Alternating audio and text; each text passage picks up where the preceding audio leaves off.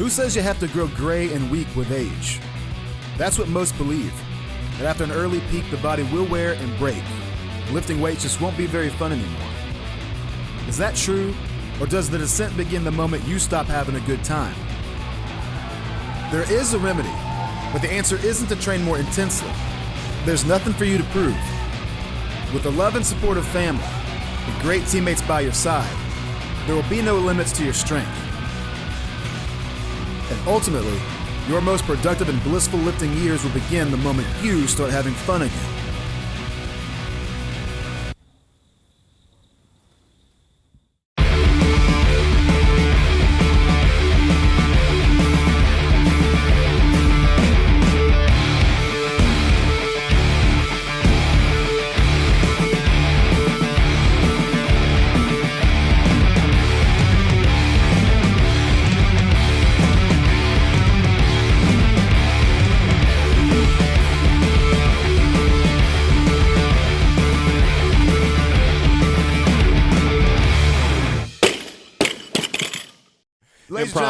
Ladies and gentlemen, welcome to Barbell Shrugged. I am Chris Moore, joined here this pleasant, awesome evening by Doug Larson. Doug, how you doing, man?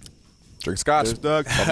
To my right, Alex Macklin. What up? We'll get into his exploits soon. He had a great day today. Yeah. Barbell Shrugged, weightlifting coach, hell of a good guy. Mm-hmm. Crushed it. And let me point him out, folks. Joining us tonight, the special guest host, Travis Mash. Travis, how are you, man? I'm glad to be back. I'm glad to be back with you guys. This is the first time you've been on since we were done in the Miami Classic, the MI Classic, a couple months ago now. Mm-hmm. Yeah. We had you on a little bit to talk about the coaching relationship you foster with the athletes, and we're back now. Tell us why we've come to the what part of North Carolina are we in now specifically? We are in Winston-Salem area. We're in Advance North Carolina, which none of you have heard about. Nobody.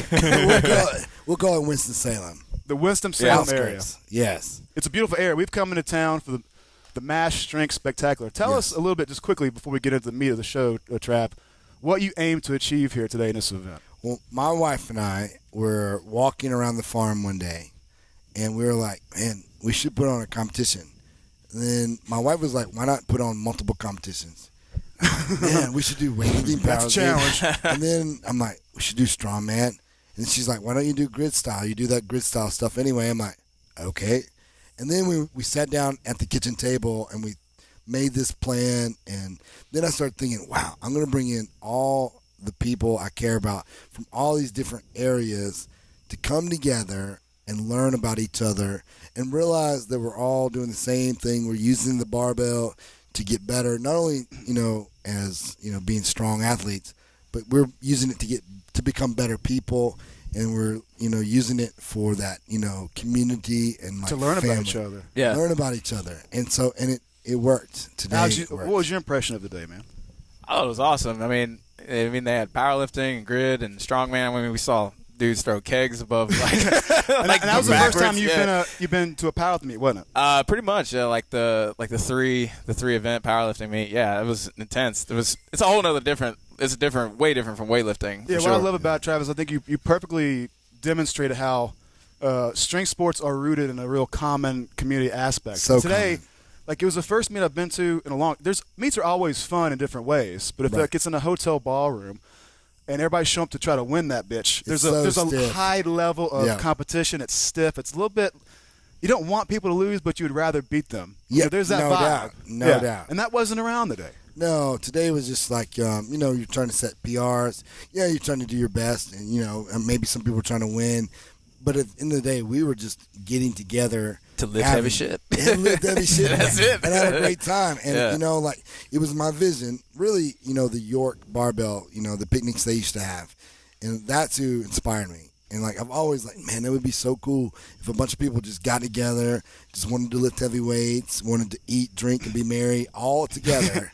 And today it happened, and it was awesome. Yeah, so those who don't know, York Barbell was like an epicenter of physical culture on the east part of the United States, in the Pennsylvania area, wasn't it? Yeah, it was in York, Pennsylvania. And, gosh, I'm blanking out on the dude's name who ran that.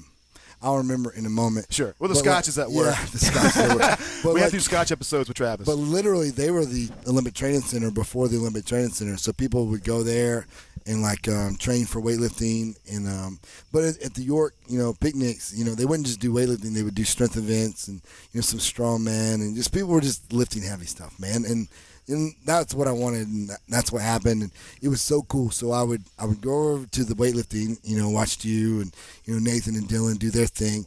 And then Wayland platform set up amongst the horse stables. It was really fucking novel, man. Yeah. Really cool. It was straight farm over there. It was straight farm. Alex was dropping his warm-up temps, and they were like sinking into the mud on the side. I mean, you were basically pulling from the deficit, which was made it a lot harder. But when you went to go on that platform, I mean, that bar flew. Yeah, you got a little advantage, right? Yeah. So, and then I would walk back over to powerlifting, and go in that. And it was like seeing, because I've done both. And so I would go over there, and I would remember all the things that's, impacted my life in weightlifting. Then when I come to powerlifting, I remember all the things that's impacted my life in that sport. And just so people know, you had some really high achievements in the sport. Powerlifting. Was you a world champion, world record holder for a while? 3-time world champion. I broke the all-time world record twice. And so I totaled 24:08 in 2004, then 24:14 in 2005. And what were your best 3 lifts, Trav, just so people know? The best ever was a 1,015 squat, a 722 bench, and an 804 deadlift. Woo! And you did weightlifting too. So, and I did weightlifting at a high level. Wes Barnett was my first coach, and both sports have impacted me not only as a person but as an athlete too. The way I think about things, even the way I did powerlifting was impacted by the way I did weightlifting, and so I just had a very unique view on both those sports. Yeah. And most people are like, I know powerlifting, I don't know what the hell's going on in weightlifting, or vice versa. Right. I have experienced both, and used them both, to improve on both sides. And I think that's why you've gotten so much achieved lately. You built such a strong team because your multidisciplinary approach is really what is required now, because so much information is available online coming from these different sports. And a lot of people are trying to become on the fly multidisciplinary, but you've had this deep, rich experience of having spent a lot of time in each of these sports. Right. I guess you're seeing novel ways of drawing it all together, just as more athletes are coming, you're looking for ways to draw these things together, to be fit, to be strong, to be explosive, to do weightlifting and powerlifting, what have you. Well, I think because you've done it, you know how the puzzle pieces fit together. Right. Like you guys got to see a few of my juniors, they're sitting over there dealing, there's some. Yeah, they're insanely strong. They're like fucking insane. beast over here, dude. Nathan Damron. Yeah. I felt pretty old, I'd say. And those dudes, like Dylan Cooper, he's an 18-year-old, 94-kilogram lifter, and he looks tall and skinny, but the dude squats 550. Yeah. So like. And you have a bunch of guys like 18 years old, clean and jerking 400 pounds, weighing what, like 180 pounds, 170 pounds? We pounds? had 2 of those dudes today. They were right in that 400 threshold. And, one weighed 187 pounds, and other one weighed the 94-kilo, 207. And, both 18 and 19 years old. And I think, the way we look at strength has really helped it. In America, the whole argument about, technique versus strength. Technique or strength. I'm about both, but if their technique is good, let's get strong. Right. If technique sucks, then let's focus on that. But their technique is good, so let's get strong, and it's really helped them. That's why they're both the 2 top, juniors in the country. So. Absolutely. Yeah. I feel like your technique can cap much sooner than your strength. Your strength essentially never caps. Your technique can get you're hitting this point at some point where every little change you make, an alteration you make, it's only going to add a fraction of a fraction of a fraction of a percent, but you could still, being that good, double your strength. Yeah. Right. But if I increase their, squat 10 kilos, I promise you their clean and jerk just went up. It's going up. Right. Guaranteed. Yeah. Absolutely. Yeah, because I've watched it happen with the 2 of them, every single day. When they get stronger, I know PR is about to happen. Sure enough, on Friday, they kill it. Right. Your clean's always going to be X percent of your front squat. And so if your front squat goes from 300 to 500, you're going to clean more. God, seriously. Yeah. Doug, no doubt. I know, exactly. When you're efficient, if your front squat was within 10% of your clean and jerk, get strong. Right. Dude, get strong. Yeah. There's no way Well, around plus, that. strength, you can't have great technique without being strong. Because, I mean, technique really counts when it's heavy. Like, that's when it counts. Like, it doesn't count when it's like 60%. Like, everybody can do 60%. And the technique you develop at light loads doesn't really count for much when the weight starts getting on there. It's people who are in gyms and are struggling when the weight gets heavy to drop underneath or to keep good form in the pool. Well, you've always been working with paperweights. How do you expect to keep composure when the shit gets real? Scientifically, here is break it down, bro. Break it down. When the weight is 85% and above, the body perceives that differently as it does is 85% and below. Yeah. So if you stay at the 80% range, I got news for you. You know, when you all of a sudden you want to drop a heavy one, your body doesn't know what you're doing because it hasn't been there. Yeah. It's like a whole new lift. So 85% and below, you count that as like technique reps? I don't even count that as shit because that's like warming up, man. You're we don't, you know. Is it like padded practice in football? Like you're an all-star running through with its half speed? We don't do any of that. Like, you know, Alex he's done some of my programs, and he knows we don't do anything that's like below 85% because of that. Because it does not transfer to the big lift, you know. So if you're not in that 85% above range very often, you're not really practicing what you're about to do. So you're talking about the snatch and clean and jerk specifically. You're not talking about doing bent over rows and fucking pull ups and like you're talking about just like the core lifts. I'm talking about snatch, clean and jerk, or variations of it. Yeah, or variations. Right.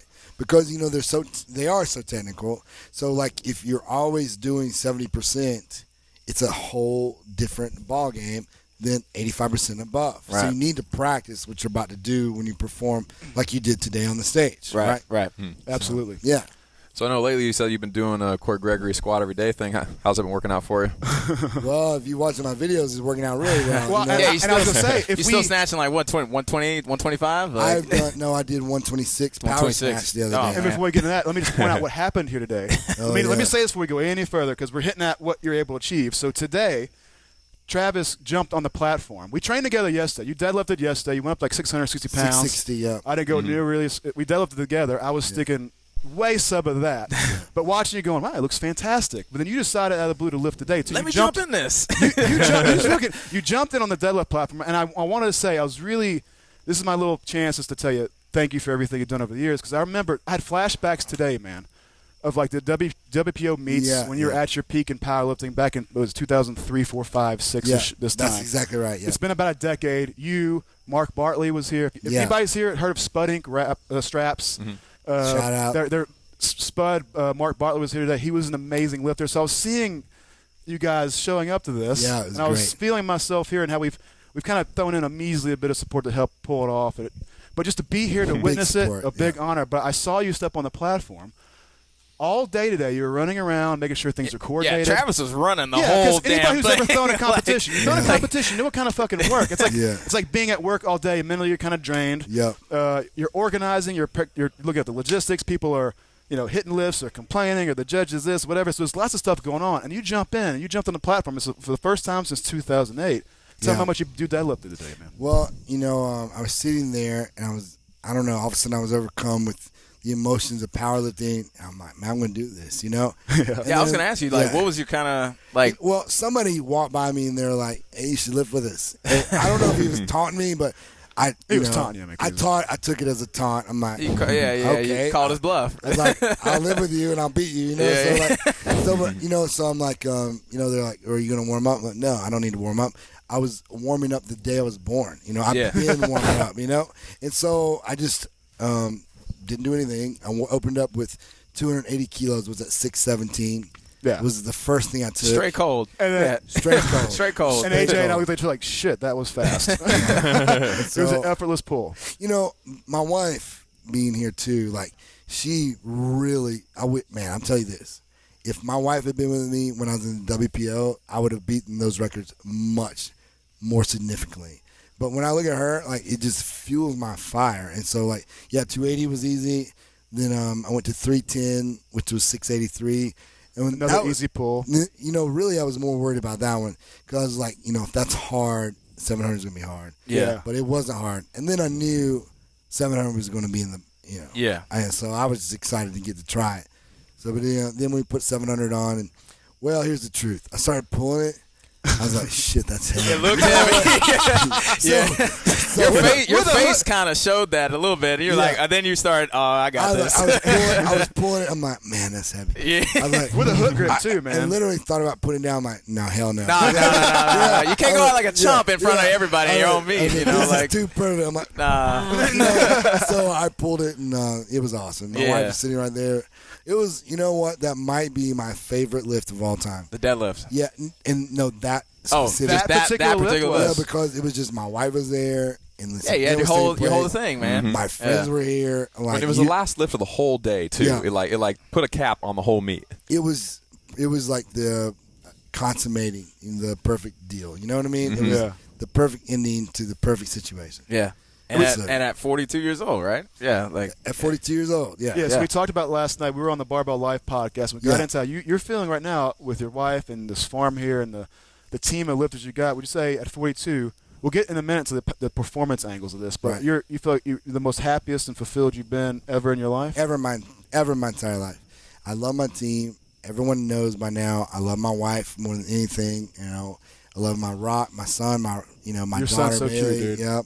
And so everything right now is as it should be. You guys, I mean, you know, have really taught me a lot about, you know, how I can do things differently. I can reach more people. I can impact more people online. And so the last year and a half is totally, my life is flip-flop. And so now I can spend more time with my wife, my daughter, on our farm, and life is really good. And so like, really, you go into the Barbell Mastermind too, you know, talking over all the things I was doing and thinking about, you know, what do I really want to do? Yeah. And so, you know, that has changed too. So when I left the Barbell Mastermind, I started, you know, Xing out things I didn't really want to do. And so now, really, I mean, I'm doing exactly what it is I want to do. So right up front, there's huge lessons of performance, saying of all the things you could do, life and happiness and performance, of all things you could do and achieve, saying no to everything you know really doesn't matter. Things you could do but not wanting to, ruling that out so you conserve the effort and the time you have. No doubt, dude. I hope everyone hears that. It's like,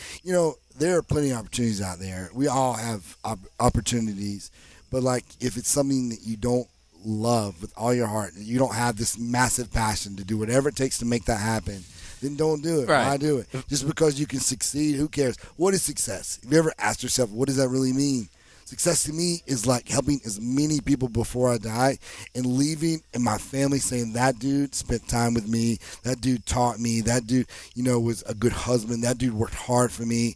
That's what I want. To me, that's all that matters, right? To me, that's success. You know, maybe you're different. And so what is success? You better ask yourself that. Yeah. So I always viewed success as fulfillment specifically, which isn't necessarily happiness. Happiness is more of an individual temporary state. Like you can give me a steak and I can be happy for a second, but it's not necessarily going to fulfill me long term outside of like that very small window where I'm eating that steak. Like, happiness is different. Happiness, you just wake up, fulfillment is different. Fulfillment, you wake up and you just have this baseline happiness at all times. Right. So what you're talking about, saying no to all the things that don't really kind of fuel your fire and only doing the things that really like drive you and motivate you on a day-to-day basis is one of the things that really can help you lead to long-term fulfillment. Yeah. Right. And it sounds like that fulfillment like just energizes you, and you like, I mean, what you did today, you know, that it gives you that energy. Today, you're exactly right. Yeah. So like, you know, normally when I work out, there's like a little thing I go through. I might, you know, drink some coffee, take pre-workout, you know, maybe take some ibuprofen once in a while. Because you are 42. But today, a little ibuprofen's not bad. I did not need one thing. I was sitting in that chair right there in the corner, and I'm like, I'm going to kill this place. Let's do this shit. Yeah.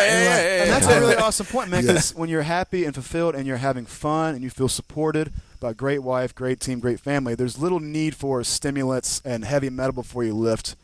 That spirit of fun gives you all the performance edge you could ever hope for. I didn't need a thing today. I just was like, the people were so awesome. Everybody here was so awesome. There wasn't that one person that was kind of the nag or the pull you down type of person. Everybody was loving it. It was a positive, uplifting environment. It was. Yeah. And like everybody kept coming up and saying, thank you. Everybody kept coming and saying, I think you've just created the future, you know, of events. And I'm like, cool. That's what I wanted. You know, but it's so cool to hear affirmation, you know? Yeah. And so, and just walking around and seeing it start to develop. So we got up at 6 a.m., you know, and like it's early. You know, that nervous. Butterflies, man. Pre-game, just like college Pre-game. football, you're just like, oh, shit, and so, and like, Bubble guts. Yes, and you're walking around. It's still kind of dark. The sun starts to come up. A couple people start to creep in. You're like, okay, It's time. It started. all of a sudden, everyone's here, and you're like, this worked. Yeah. This thing that my wife and I developed over the kitchen table, it worked. And you didn't worry about it. It wasn't. I say this very kindly. You didn't worry about making this a perfect event. No. Starting was most important. Right. Now you had a blast, and now I guess you've seen a rich opportunity to improve and do this again next year. Oh, Which we'll yeah. be happy, be Yeah. honored, really come back and do it again next year with you. Yeah, there's definitely like 2 or 3 things that we know we want to do better already. Some of the things though were on point, but there's little things you just don't think of, man. Right. When you run 4 events at once. But like No one really ever does that. like the warm up platform. Oh for yeah. weightlifting. Hey man, that's the test. If you can warm up back there, you're gonna hit your lifts when you go out there. And So we need to make that better. But all in all, I would have liked to make the powerlifting platform a little bit better. But man, everyone hit PR. So Everybody was nice and strong, man. That's an Yeah. interesting thing when you have something like the warm-up platforms at an event like this, which basically you had a piece of wood on some soft grass, and they dropped the weight, and the weights were digging a hole in the ground. grass. It was a very hardcore, shoddy man. setup It's overall. hardcore. But the thing is, if you run a very high quality event and everyone had a good time afterward, they're kind of like, man, that was like kind of crazy. It's kind of funny though. It's like it's cool though. It's cool. It's kind of good. It's a cool vibe, and no one gets mad about it. If you ran a shitty event, they'd be like, what the fuck was that guy thinking? That was awful. exactly. Jeez. And you get smeared. So, on so if you get no backlash to something like that, you ran a good event. Well, even my lifters, they were like, man, this is crazy. You're making me do a deficit. But then they tore it up. They did. And they just said, it's just so fun.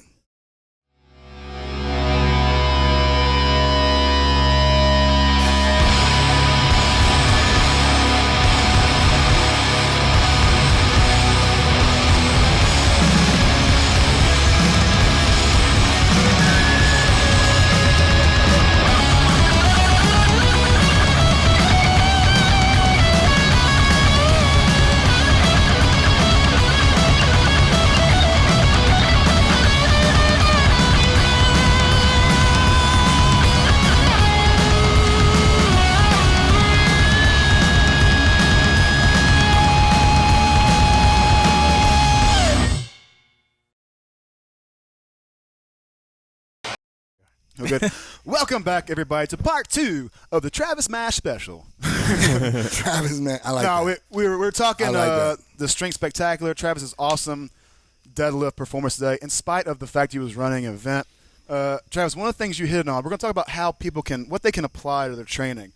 Big principles that will allow you to kind of guide your training and make sure you don't get into trouble as you get older, and make sure you get strong. Right. The first thing I had in mind was the challenge you put before yourself to keep learning and keep trying new things. Tell us a little about what you've been doing the last year or so in your training, and why do you think it's allowed you to get so strong? Well, I heard Corey Gregory, on your show, and he sounded like the coolest dude ever. Let me tell you why.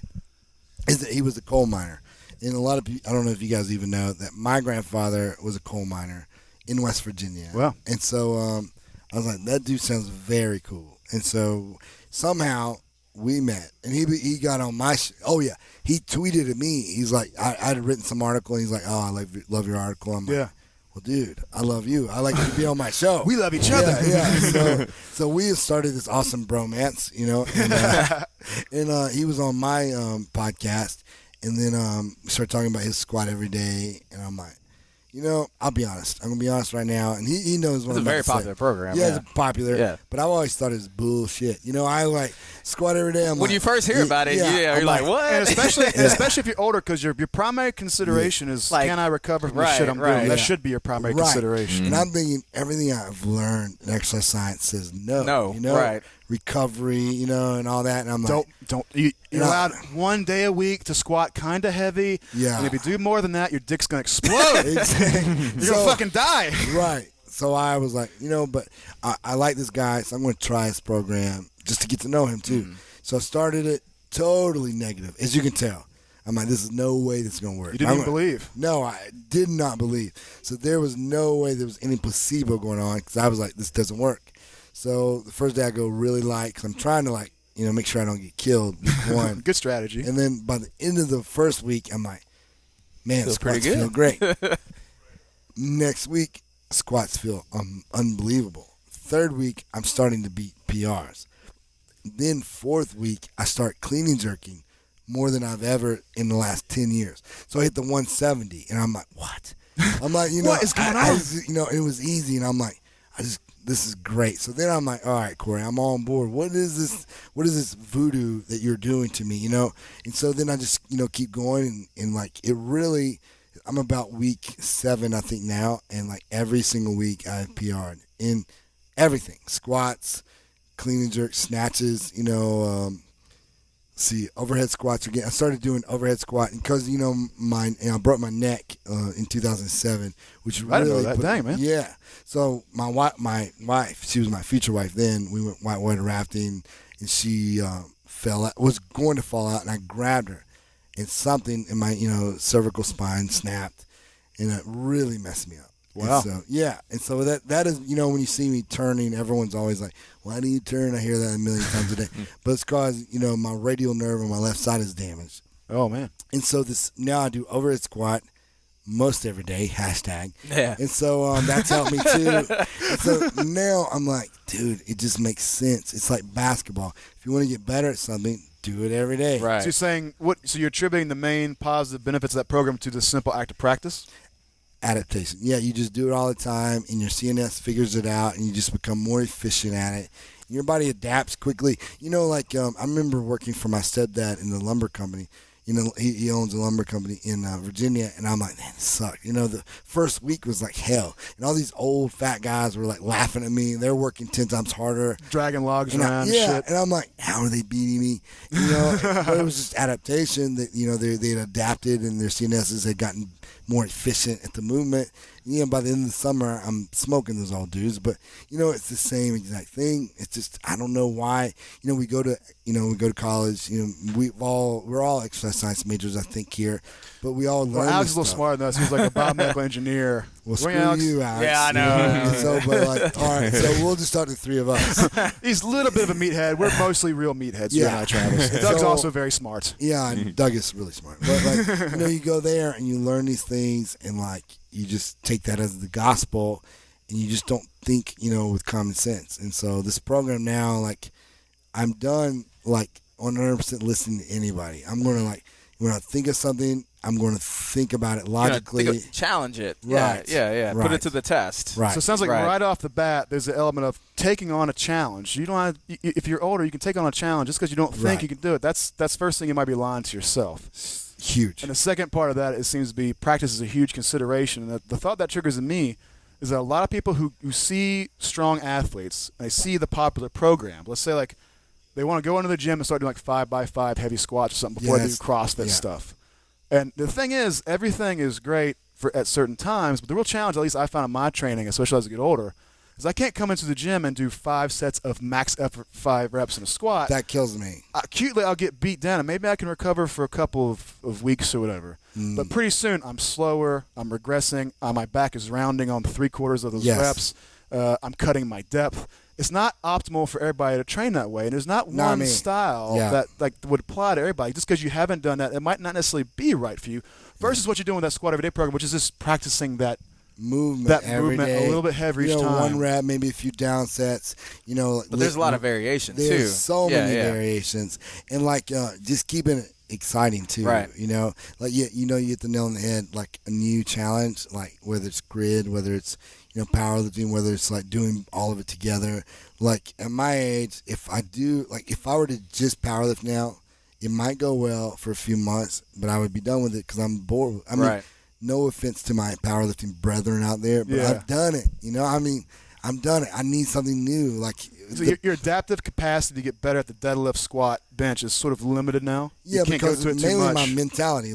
If I was still super excited about it, but it's just I've already done that. What am I going to do? Break another world record? Fine. Then what? I've already done it. And so, I want to do something new. And so that's why I love doing them all together. Because everyone says you can't. And so I say you can. And so it's just exciting to me. It's every day is something different. I might come in and do a great squat, but then I might go against, some of my younger dudes and snatch and clean and jerk. Or do a bro session, I might do a bro. I might go with Easy Chuku and wrestler there and do a bro session. Get a pump on. They're flexing right now, but So well, it's all about having fun. I mean, if you're not having fun, that's like, why are you doing it? You dang right. At my age, if I'm not having fun, then why would I do it? Right on. Why would I want to waste one more day of my life doing something I don't want to do? You know? Yeah. Exactly. That's exactly right. And also, I guess you're squatting heavy all the time now. Yeah. But another thing we can point out to people is that if you want to get stronger, you do have to push for PRs. You have to try to break those PRs, have a really serious attitude, but it doesn't mean you can only do that by piling more and more weight on the bar. Right. Tell us some of the ways you've made lifting harder for yourself and more effective for yourself without always just thinking of load only. Like a lot of my lifters know, like I vary a lot. Like even when Alex in the past, some of the stuff he's done with me, like maybe 5-second pauses, 3-second pauses, or then you can bands, do bands, work with bands, right? Chains. There's so many ways to vary it without saying, going. If I know every single week I gotta squat 6 something and above, that will beat me down mentally quickly. Yeah. So I save that once every 4 weeks. So next week I'm definitely not, you guys saw me do 617 high bar. Yeah, you squatted heavy yesterday too to a max. You squatted 6, and so I won't do that next week. I'll do something a pause. I'll maybe on Wednesday I will pause for 5 seconds. Friday I'll pause for 1 second, but I won't just do a maximum 1 rep, But what next week I'll probably do is really hit snatch, clean, and jerk. So that kind of varies too. So with the different variables I have so many. Every week I can really target something, and not kill any one thing. That makes sense? Yeah. Yeah, I think that variation is extremely strong, especially for if you're at a plateau and, making those lifts harder. If you're doing with bands and chains, that lift is going to get harder, so you have no choice but to get stronger, Yeah, especially I do a lot of front squats too. And front squats are money for me because of my spine. And front squats they feel really fucking instead hard. of back squats. But they're less, Okay. but you could do front squats all the time without getting beat down. So if back squats and deadlifts hurt your back, it take a long time for you to recover from. You should probably leverage lifts like the front squat more often because you can do them all the time without really suffering the same sort of you don't have to recover so long for them. No doubt. And in the last 3 months, I've deadlifted now 3 times, 2 being this weekend. Only 1 time besides you guys being here. That's insane. So, So you ain't got to pull too often to be strong pulling. No, dude.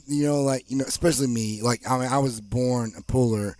So, if my squat goes up, my pull will go up. Now, not everyone is like that. So you do need to know who you are. But I know me. When my squat goes up, I know my deadlift is going up. Mm-hmm. It's just the way I'm built. I have too. long Totally like that. I have long arms. I have short femurs and a long torso. I'm going to deadlift a lot. Yeah. So I know when a squat goes up, it's good. So I don't got to. You've got some key indicators you watch for. If those are moving, you're heading in the right direction. No, you ain't got to prove it to yourself that you're strong on everything all the time. No, dude. Deadlift. The moment I deadlifted, when I was 12 years old, the first time I pulled, I could go over 400. It's just I was. I want to see 12-year-old Travis, man. Easy and my wife have seen a picture of me at 14. I was, I had my little cheesy mustache. I was dirt stash, super jacked, but it just, my parents gave me really good genetics. But the moment I picked up a deadlift, I could just out deadlift everyone, So I don't need to do it, and it does kill me though. If I deadlift all the time, now I'm hurt. Yesterday and today my back is feeling it, but so I won't deadlift again for about a month. So you do train the things you are less good at to get stronger? So squat is not necessarily your wheelhouse all the time. So lifts that require more work, you can put your effort there. Yeah, squatting is not as natural to me as deadlifting. Even though I broke the all-time world record squat, I guess, in the WPO that seemed to be the focus, and so I probably focused more on the deadlift, on the squat, But if I'd focused more on the deadlift, it was just easier for me. Because even then, I didn't deadlift that much. Would you say most of your training is mostly variation?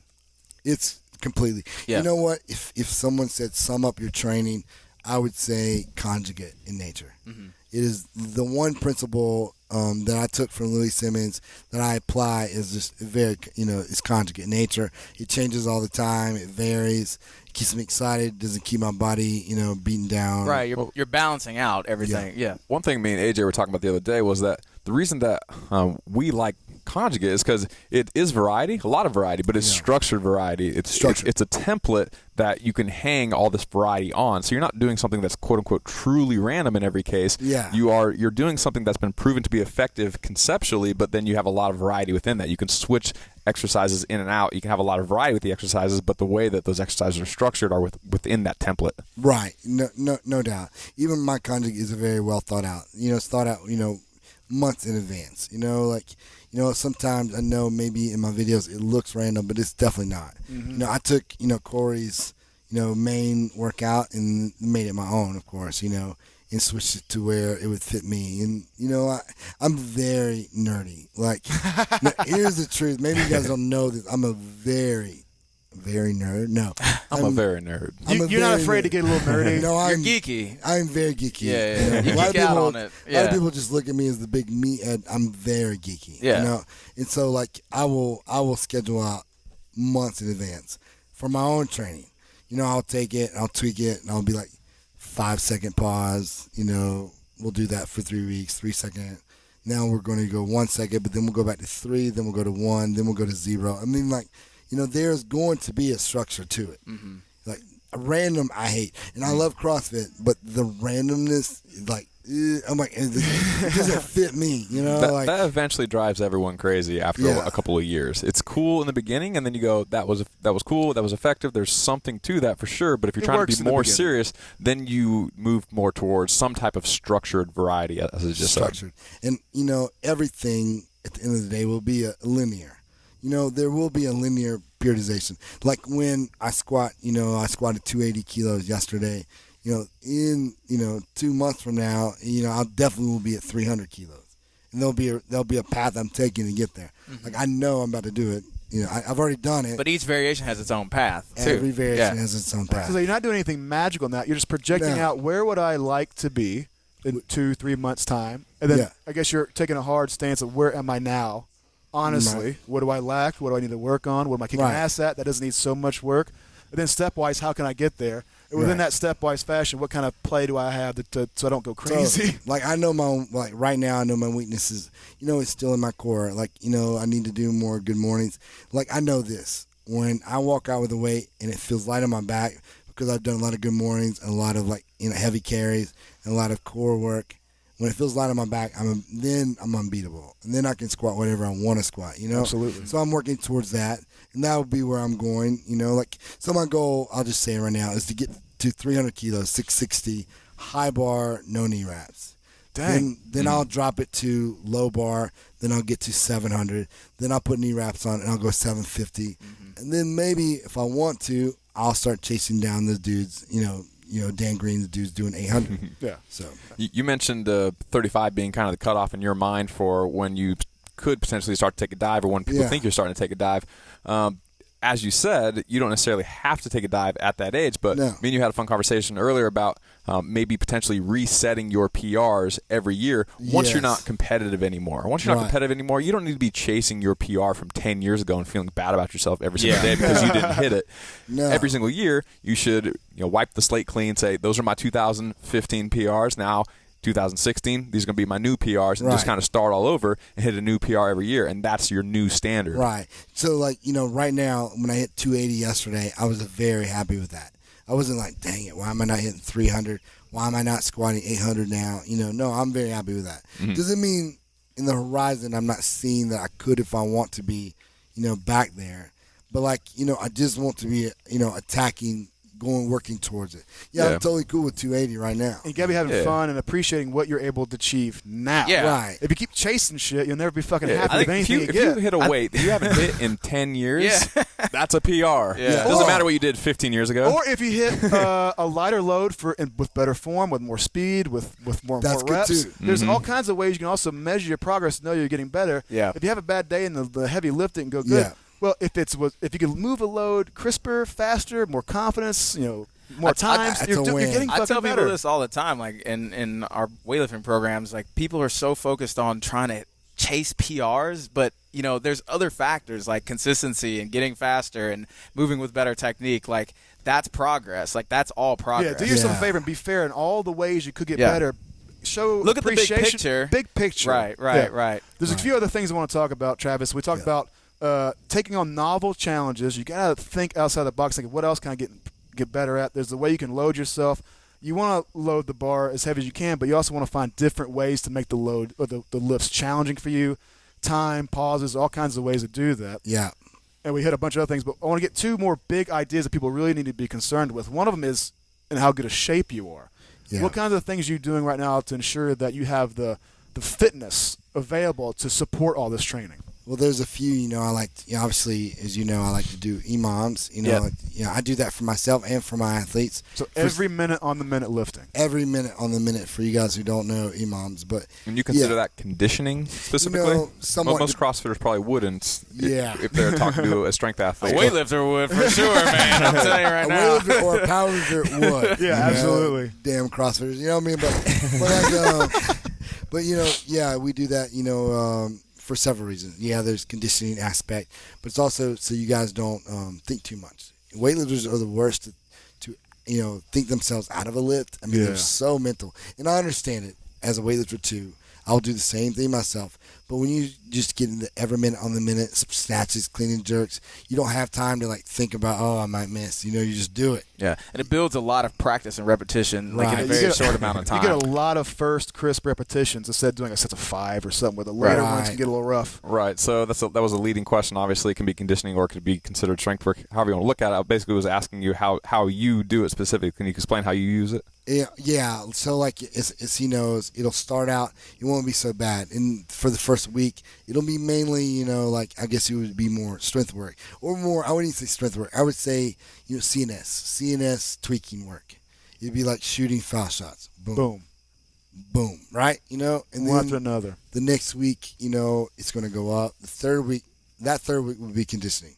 It'll be there'll be a lot of imams. When you're doing, and I'm asking them to work out, so they might start at 70%, but then they're going up every set. Mm-hmm. So, up to a max, really. Yeah. Really up to a max, but, I'm asking them, don't miss. Mm-hmm. So, between 90% and 100%, they're doing their last several sets. So when you're doing 12 to 15 imams, that's heavy. Yeah. And so that is conditioning. You're doing a lot of work quick. Yeah. A lot of work quick. And you do a lot of other stuff too, like sled pulls and. I do a lot of sled pulls right out there. How do you usually approach your sled dragging, man? I do, between 30 to 50 yards.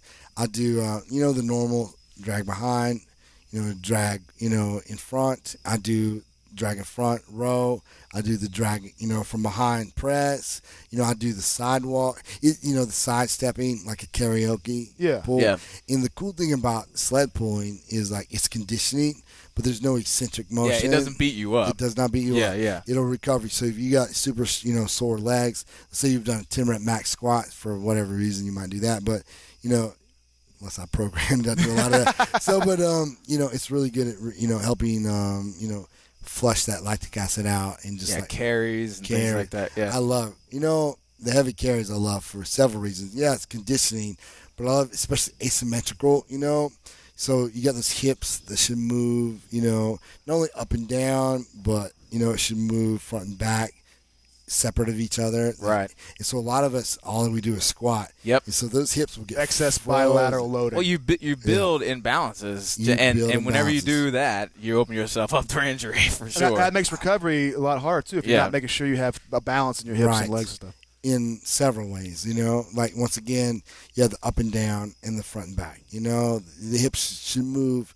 Gosh, they're made to go like this. They're made to go like this, and they're not made to always be. Squat. Just that they function with a squat or a pull. Yeah. Did that make sense? So okay. So for you people just listening, they're not meant to be just bilateral moving up and down. They're meant to move separate of one another, front and back, separate of one another, up and down. And so if you're not doing, a lot of asymmetrical movements, they won't do that. I mean, that's a big thing I've learned from you is while doing your programming is especially the imbalances and working, unilateral work, like single leg work, single arm work. Like you've added a lot of that. And then being older, like that's even more important because that's what's gonna. If you're not a well balanced, athlete as you get older, you're gonna get so hurt later on. And if you've been pushing squats for a long time, this is a way for you to squat and get a lot more progress made in a new way. Yeah. Alex just brought up a great point. In weightlifting, a lot of coaches, if it does not directly affect the snatch and clean and jerk, they're like, why are you doing this? Why are you doing that? Yeah. Well, it's because you're a dumbass. You don't do exercise science. That's the problem right there.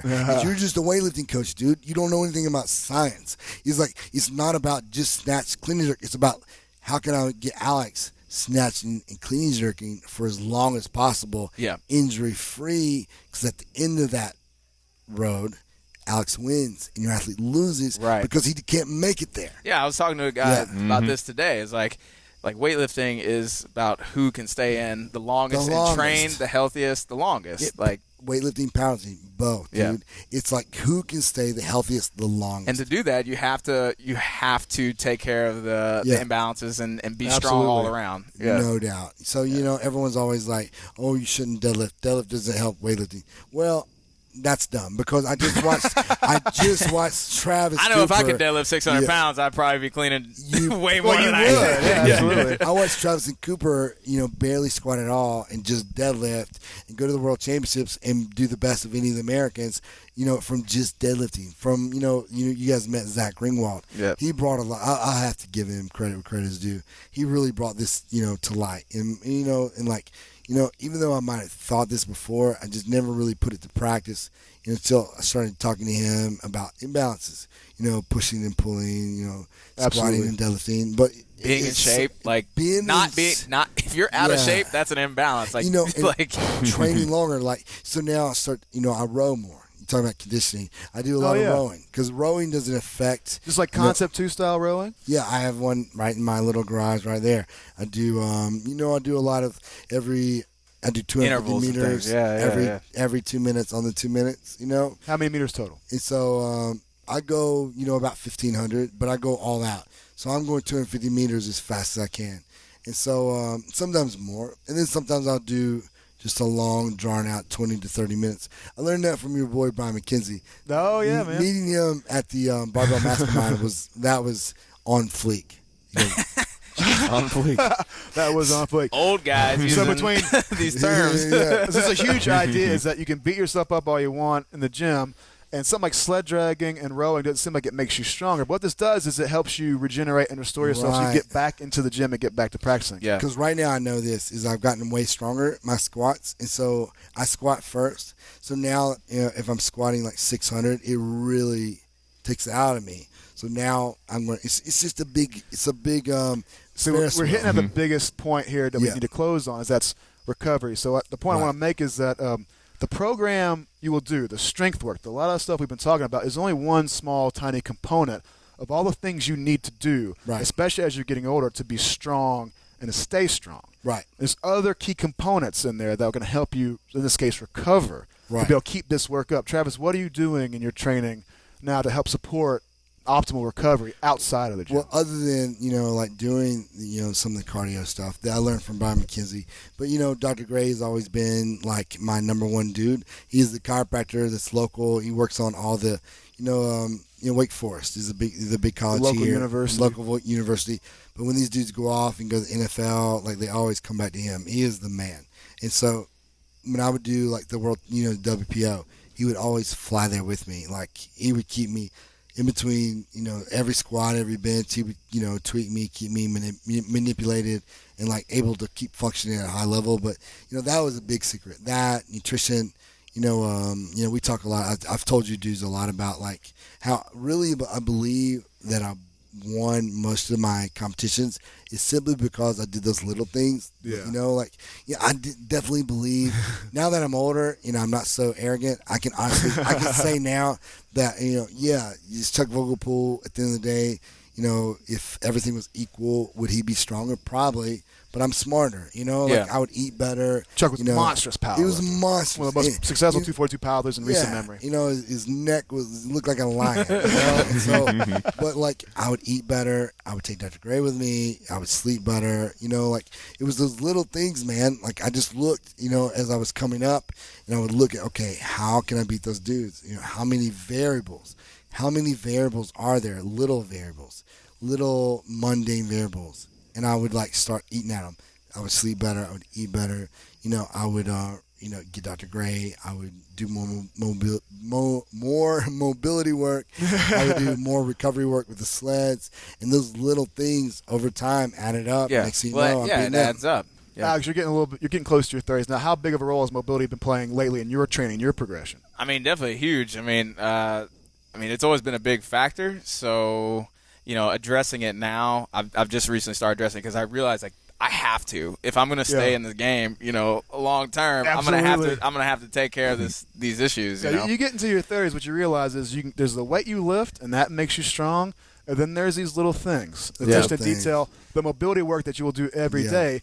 That when it comes to being strong, this is equally as important, if not way more important, to strength. No doubt. Than anything else you could do. Yeah. No or doubt. just staying in the game. Staying in the game, period. We're all going to go to the gym. Everyone's going to go work out. We're going to work out hard.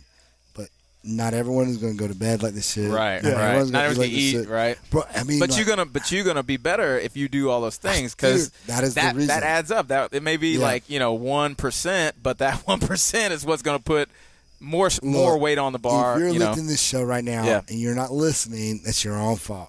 So when you get to be 50 or 60 and you're like, damn, I should have listened.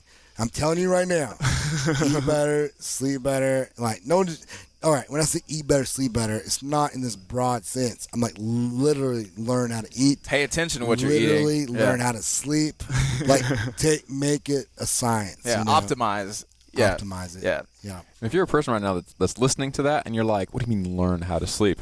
You're the person we're talking to because you don't even know that you can learn how to sleep. Travis, you are way behind. Yeah, what's kind of you have a sleep ritual like before you go to bed, so you develop these habits.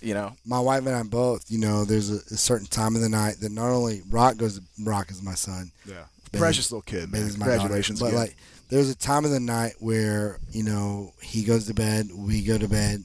There's things we do, I read, I read the Bible. She spends her time with Rock, putting him to sleep. Then she puts him in in his crib. Then mom and dad do their thing. That's super important.